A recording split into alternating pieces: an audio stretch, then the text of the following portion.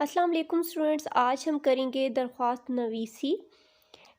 नवीसी यानी कि दरख्वास्त लिखना।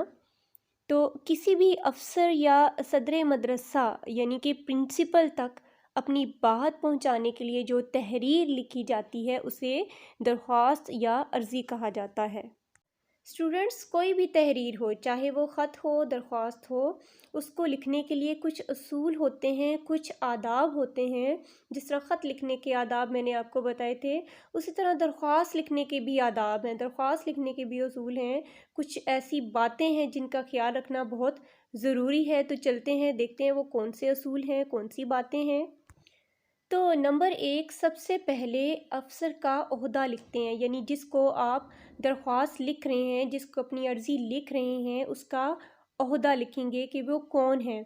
और ओहदा से पहले बाखिदमत जनाब ज़रूर लिखिए, यानी सबसे पहले बाखिदमत जनाब के बाद आपने जिसको आप दरख्वास्त लिख रहे हैं उसका ओहदा लिखना है।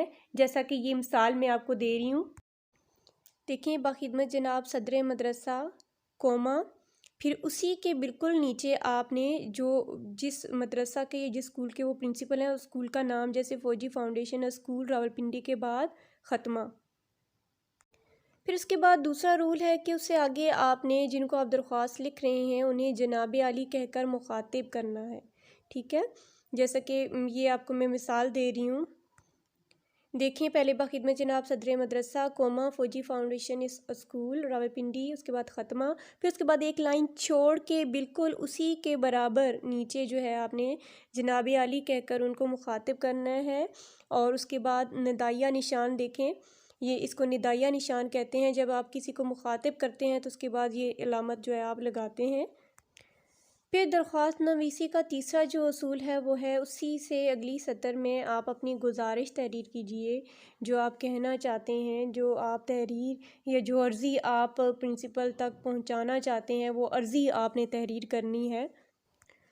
मिसाल के तौर पे आपको बुखार है और आप स्कूल हाज़िर नहीं हो सकते, तो आप अर्ज़ी इस तरह से लिखेंगे, गुजारिश है कि मुझे कल रात से बुखार है, डॉक्टर ने आराम की हिदायत की है, इसलिए आज स्कूल हाज़िर ना हो सकूँगी, मेहरबानी फरमाकर एक यौम की या एक दिन की रुख्सत अनायत फरमाइए। तो फिर उसके बाद आपने लिखना है, उसी के नीचे लाइन पे नवाजिश होगी, ख़त्मा।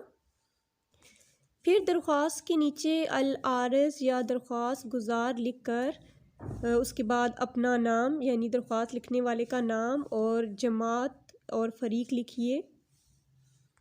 फिर उसके बाद जो पांचवा असूल है वो है दरख्वास्त गुज़ार या अल आरज़ के दाएं जानिब, यानी कि जहाँ पे अल आरज़ लिखा हुआ है उसी लाइन पे दाएं जानिब से आपने तारीख़ लिखनी है। उम्मीद करती हूँ कि आज आपको दरख्वास्त लिखने का तरीका अच्छी तरह से समझ आ गया होगा। Thank you so much. अल्लाह हाफिज़।